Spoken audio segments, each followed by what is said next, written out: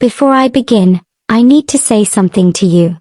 If you love dark romance, if you enjoy stories that keep your heart racing and your chest tight with emotion, then this story is for you. But I only ask one thing in return. Please like this video. It helps more than you know. Comment and tell me where you're watching from. I read every single one. And rate this story from 1 to 10 when you're done. I want to know if it touched you. And subscribe, because if you don't, you might miss the next part. And trust me, you don't want to miss what happens next. Now let me tell you about the night my life changed forever. The first time I ran through the forest at midnight, I was not human anymore. My lungs burned. My heart pounded like it wanted to tear through my ribs. The wind cut against my face, sharp and cold. But I was not cold. I was on fire. Behind me, I could hear them. Heavy footsteps. Growls. The sound of branches breaking. They were chasing me. And I did not know if they were hunting me, or protecting me. That was the night I found out who I truly was. That was the night Mark looked at me and said, "Run, Lana. Don't look back." And I didn't. I grew up in Ashridge Hollow. A small town surrounded by thick forest and silence. The kind of place where everyone knows your name. The kind of place where secrets live longer than people. My mother died when I was 12. They said it was an accident in the woods. A fall. A broken neck. But I never believed it. She loved the forest too much to fall carelessly.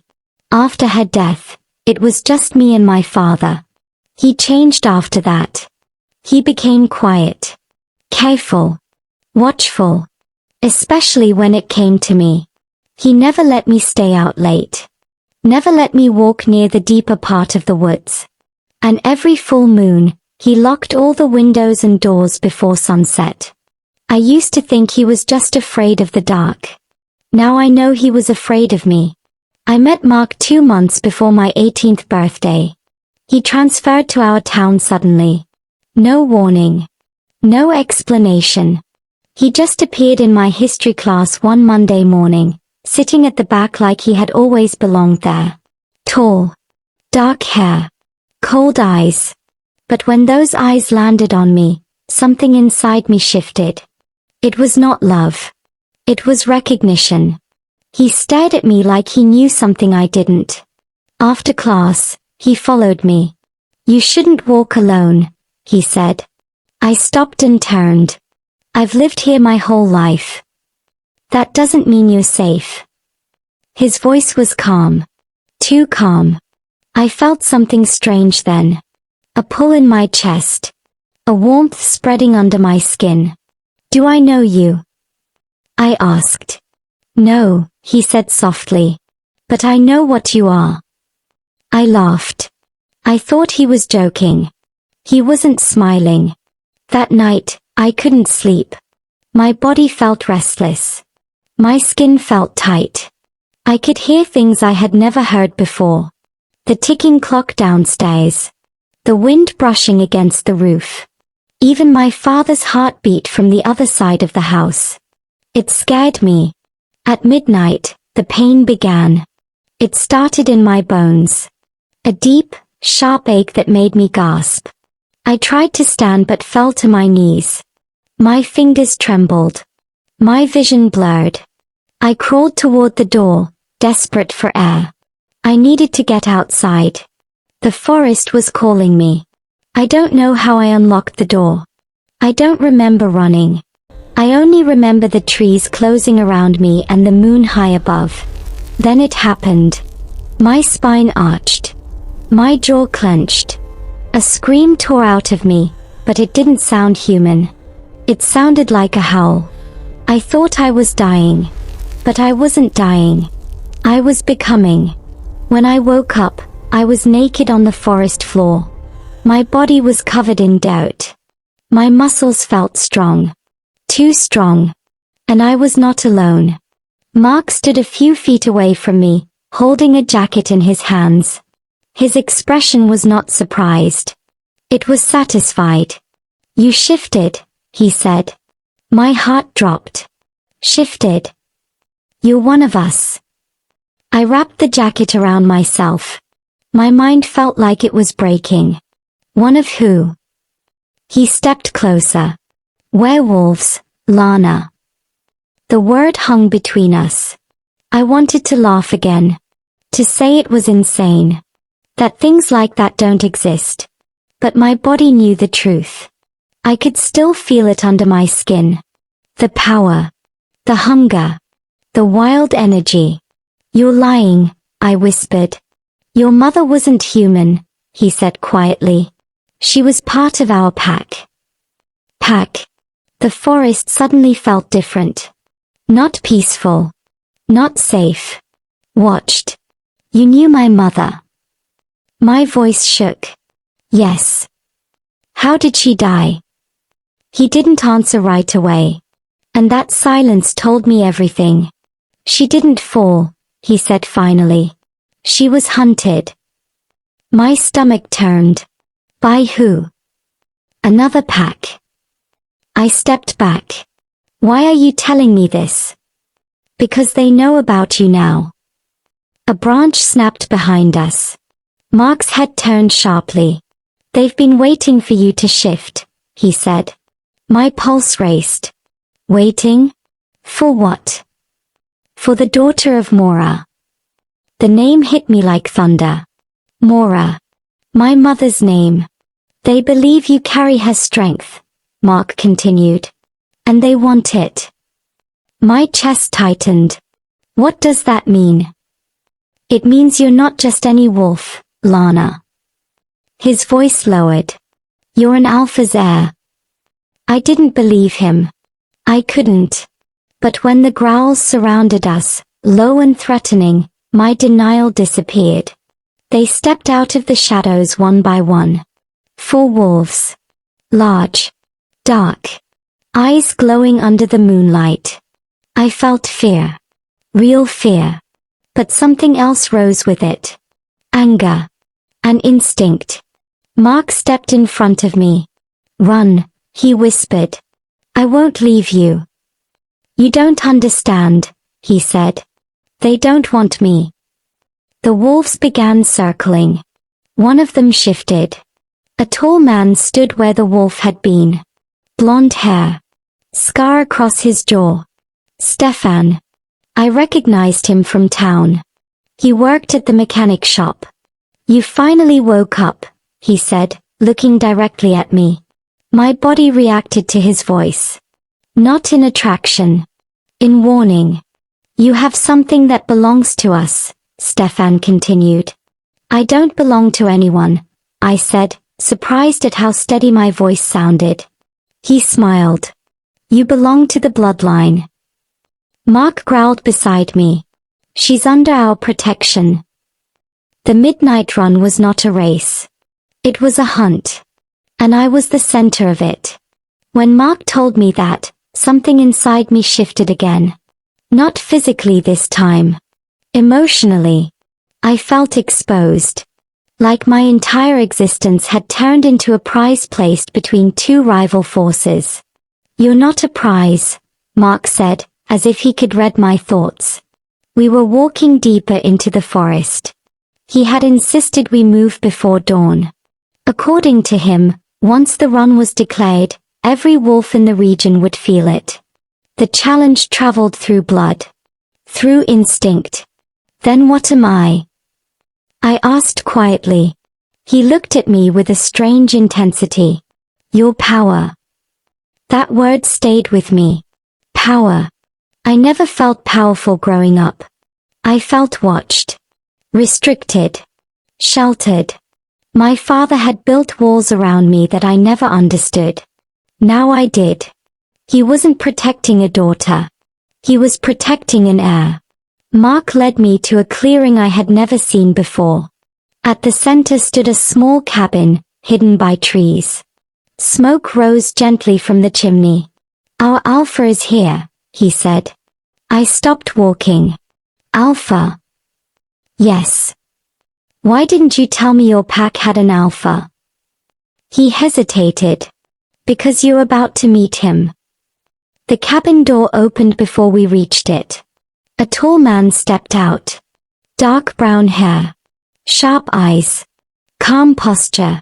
He looked like someone who never rushed and never feared anything. His gaze locked on me. For a long moment, neither of us spoke. Then he bowed his head slightly. "Lana," he said. My stomach tightened. "You know me.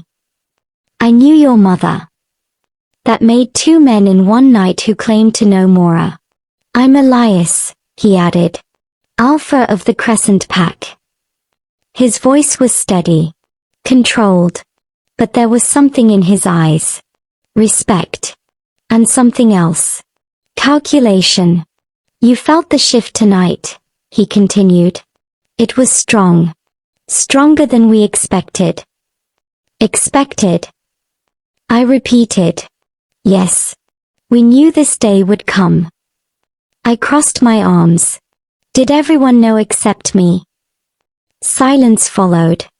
That silence hurt more than any growl from the forest. Elias gestured toward the cabin. "Come inside. We don't have much time." The cabin was warm. Simple wooden furniture. A large table in the center. Maps spread across it. I saw red markings drawn over certain areas of town. "My town. That's Ashridge Hollow," I said. Elias nodded. "Stefan's pack has been expanding quietly. They've been testing boundaries." "Testing?" I asked. Mark stood beside me, close but not touching.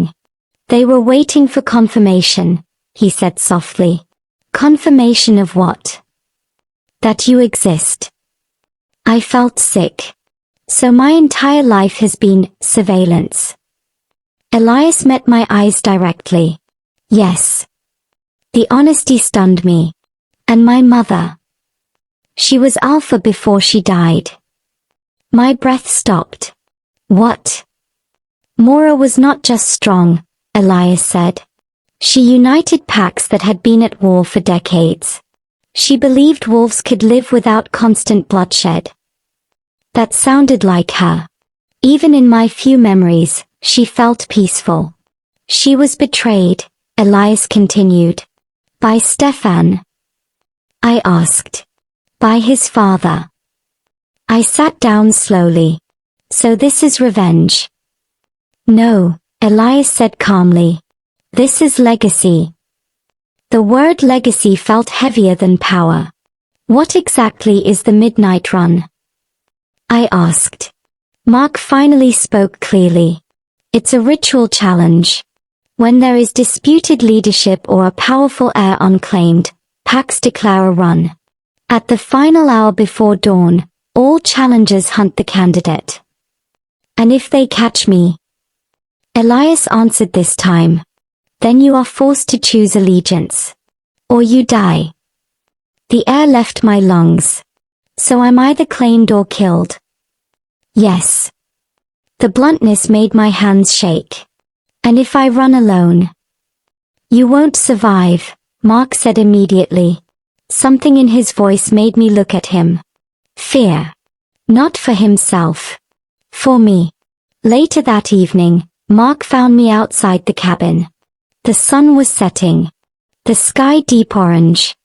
Too calm for what was coming. "You're angry," he said quietly. "I think I deserve to be." "Yes." I looked at him. "No excuses." "No." That disarmed me. "You've known this whole time," I said. "I suspected. When I met you, I felt it. The bloodline. And instead of telling me, you watched." "I was ordered to." "By Elias." "Yes." The truth hurt. "Were you ever going to tell me?" He stepped closer, but still left space between us. "Yes. After your shift." I let out a bitter laugh. "So after my world collapsed." "I wanted to protect you." "From what?" "Reality." "From fear." I studied his face. There was no mockery there. No manipulation. Only something raw. You keep saying I'm yours, I whispered. What does that mean? His jaw tightened slightly. It means I felt the bond. What bond? The mate bond. The word felt electric. I stared at him. That's not possible. We just met. It doesn't work on time, he said. It works on blood. On fate. I didn't want fate. I wanted choice. And if I don't feel it? I challenged. His eyes darkened, but not with anger. With time, you will. The certainty in his voice both scared and steadied me. You don't get to decide that, I said. No, he replied. You do. That surprised me. You're not a possession, Lana.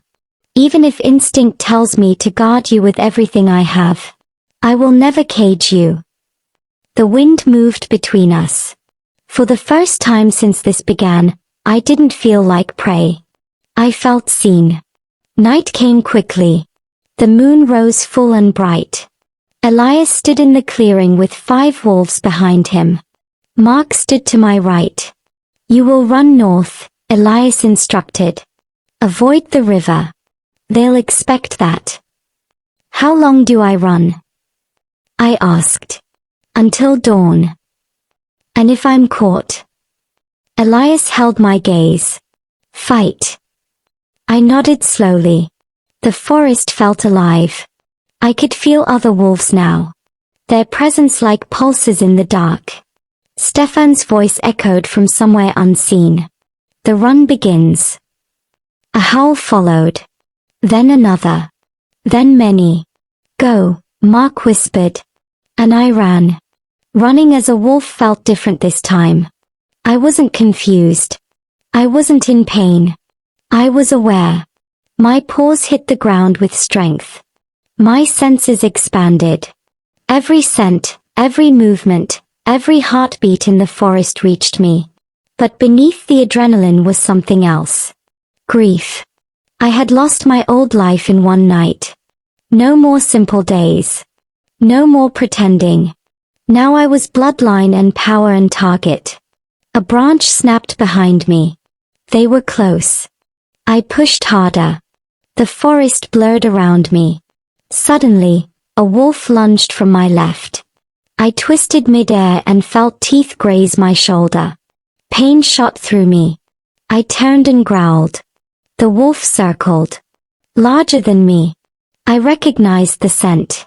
Stefan. He shifted back into human form in front of me. I shifted too. The air hit my bare skin but I ignored it. You're fast, he said calmly. You're persistent. He smiled slightly. You don't understand what you are. Then explain. You carry Mora's dominance. Her ability to command without force.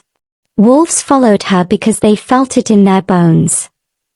And whoever stands beside you will control every pack in this region. I understood then. This wasn't just about revenge. It was about control. You want power, I said. I want stability, he corrected. By hunting me. By joining me. I shook my head. You killed my mother. His eyes flickered. I didn't. But your bloodline did. Silence stretched. You think Mark's pack is different? Stefan asked quietly. They're using you too. They didn't kill her. No, he admitted. They just let it happen. That hit deeper than I expected. For a second, doubt crept in. Stefan stepped closer. Come with me willingly, he said softly. And I will end this conflict. Refuse, and this forest becomes your battlefield. I felt the weight of his words. Then I felt something else. Mark. His presence surged through the trees like fire. Stefan sensed it too. You don't even know who you want, Stefan murmured. Maybe I don't, I replied honestly. And that was the truth. I was torn between history and instinct. Between legacy and desire. Mark burst into the clearing seconds later. His eyes locked on Stefan. "You're not touching her," Mark growled. Stefan sighed. "She hasn't chosen you. That's not your concern." I stepped between them. "Stop." They both froze. The power Elias spoke about pulsed through me. Even Stefan's posture shifted slightly. Respect. I didn't know how to control it yet. But it was there. "I'm not choosing anyone tonight," I said firmly. "If you want leadership, fight for it. But I am not a trophy." Mark's eyes softened. Stefan studied me carefully. "Interesting," he said. A distant howl sounded. Dawn was approaching. Stefan stepped back. "This isn't over." He shifted and disappeared into the forest. Mark turned to me. "You shouldn't have confronted him alone." "I'm not helpless." "I know." His voice was intense. "That's what scares me." We ran the rest of the night together. Not as hunter and prey. As equals. When the first light of dawn broke through the trees, the howls stopped. The run had ended. But nothing had been resolved. As we stood in the pale morning light, I realized something heavy. The real battle was not between packs. It was inside me. And I had no idea which side would win. Dawn should have brought peace. Instead, it brought silence. The kind of silence that waits before something breaks. Mark and I returned to the cabin just as the sun cleared the trees. Elias stood outside, already aware that the run had ended without a claim. His eyes moved over me slowly, searching for injuries. "You weren't caught," he said. "No," I answered. "But you were confronted." "Yes." He nodded once, as if confirming something in his mind. "Stefan will not wait long," Elias said. "He expected you to choose under pressure." "I won't be pressured," I replied. Elias held my gaze. "You already are." He was right. The run may have ended, but the challenge had only shifted shape. By noon, the town felt different. Ashridge Hollow looked the same on the surface. Small shops open. Children riding bicycles. Elderly neighbors chatting near the bakery. But underneath, tension moved like a hidden current. I could feel wolves now. Not just Mark's pack. Stefan's too. They were blending in, watching. Waiting for my next move. I went home for the first time since my shift. My father was sitting at the kitchen table when I walked in. He didn't look surprised. "You finally know," he said. There was no point pretending. "Yes." His shoulders dropped slightly, like a burden he had carried for years had finally become visible. "I tried to stop it," he whispered. "You knew what I was. I knew what you would become." Anger rose inside me. "You lied to me my whole life. I protected you. From truth. From blood." His voice cracked on the last word. I stepped closer. "Tell me about her. Tell me about my mother." He closed his eyes for a moment. Mora was not just alpha. She was hope. She believed wolves could coexist without constant dominance wars. That strength didn't have to mean cruelty. Then why was she killed? Because hope threatens those who lead through fear. That answer felt too real. Did Elias know she would be attacked? I asked carefully. My father hesitated. Yes. The word struck harder than any blow. He didn't act. He feared open war. I felt betrayal rise again, deeper this time. So she died because they were afraid. She died because she stood alone in that moment. I stepped back. Was I standing alone now? That evening, I asked Mark to meet me by the river. the place my father had always forbidden. The water moved quietly, reflecting the fading light. Mark approached without sound. "You're angry," he said again. "Yes. At me. At everyone." He didn't argue. "Did Elias know my mother would be hunted?" I asked. Mark didn't look away. "Yes." My chest tightened. "And you still follow him?" "He's not perfect," Mark replied. "But he keeps balance. Balance cost my mother her life." He stepped closer. "And chaos would have cost many more." I studied his face. "You would have let me die too, if it meant balance." The question hung between us. "No," he said firmly. "How can I believe that?" "Because I would burn everything before I let you fall." The intensity in his voice made my heart race. "This is why I don't want a mate bond deciding my life," I said quietly. "I don't want destiny choosing for me." "It doesn't choose your path," he answered. "It reveals connection. You still decide what to do with it." I looked at the river. "What if I choose neither pack?" "Then both will see you as threat." "I already am." Silence settled between us. Then he said something that changed everything. "Elias plans to propose an alliance." "With Stefan?" "Yes. Through you." The meaning hit me slowly. "Marriage?" "Yes." Rage surged through me. "So I am a bargaining tool?" "No," he said quickly. "He believes it would prevent bloodshed." "At the cost of my freedom." Mark's hands clenched. "I told him you would never agree." "And if I don't?" "Then war." That night, Stefan came to my window. He didn't hide. He stood openly under the moonlight. I stepped outside to face him. "You move boldly," I said. "I move honestly. Honest men don't hunt women." "I hunted an alpha." His eyes held mine steadily. "Elias will offer you to me," he said calmly.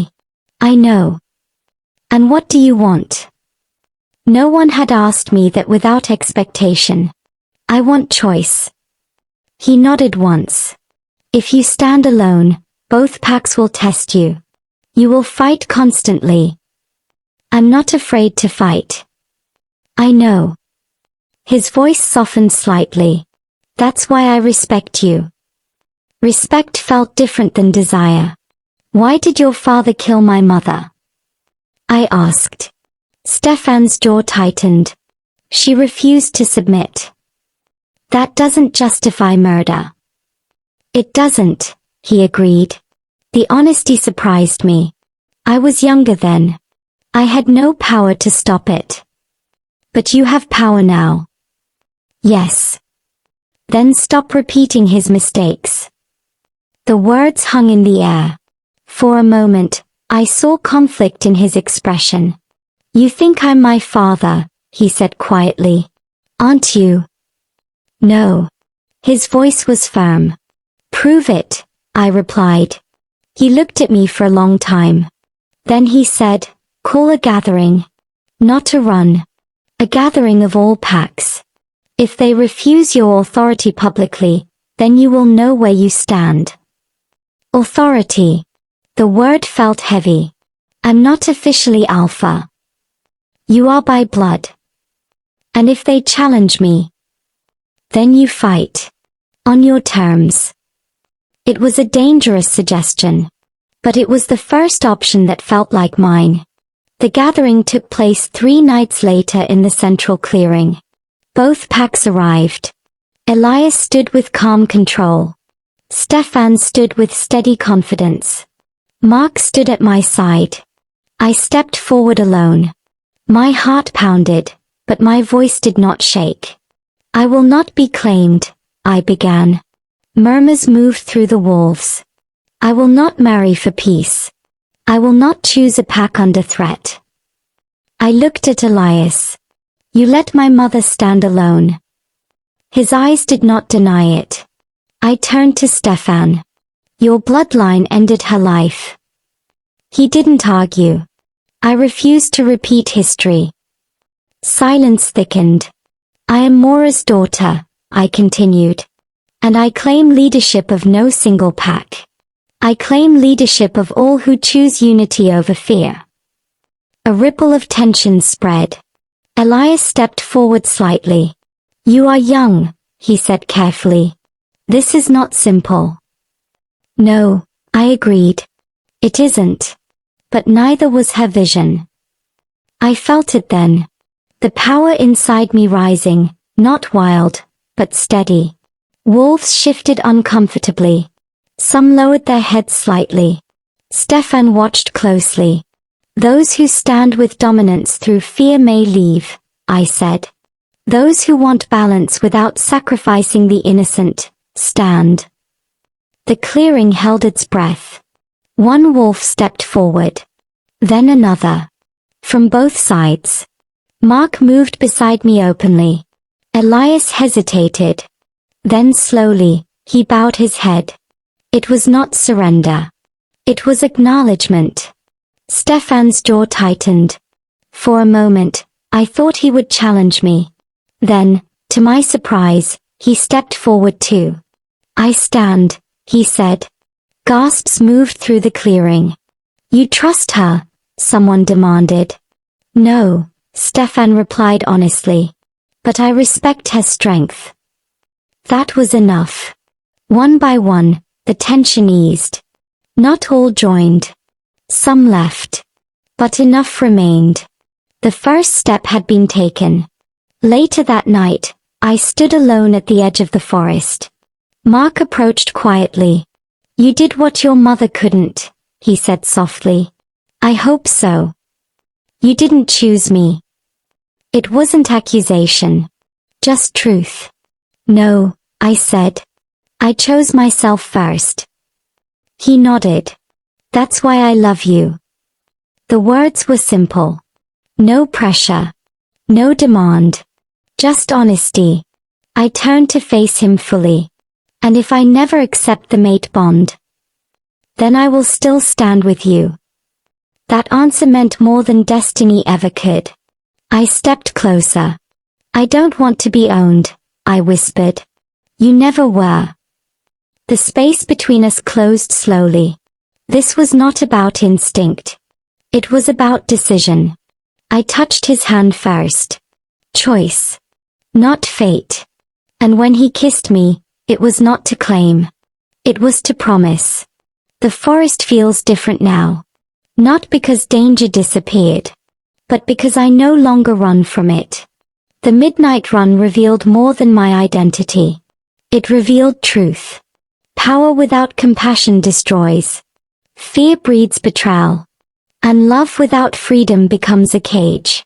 I learned that legacy is not about blood alone. It is about courage. The courage to stand alone when needed. The courage to forgive without forgetting. And the courage to choose your own path, even when destiny tries to choose for you. I am Lana, daughter of Mora. Not a prize. Not a weapon. Not a bargaining tool. I am Alpha because I chose to lead. And that choice changed everything. If this story touched you, please don't leave quietly. Like this video so more people can find it. Comment where you're watching from and rate this story from 1 to 10. I truly want to know how it made you feel. And subscribe, because more powerful stories are coming, and I don't want you to miss them. Tell me honestly, did Lana make the right choice?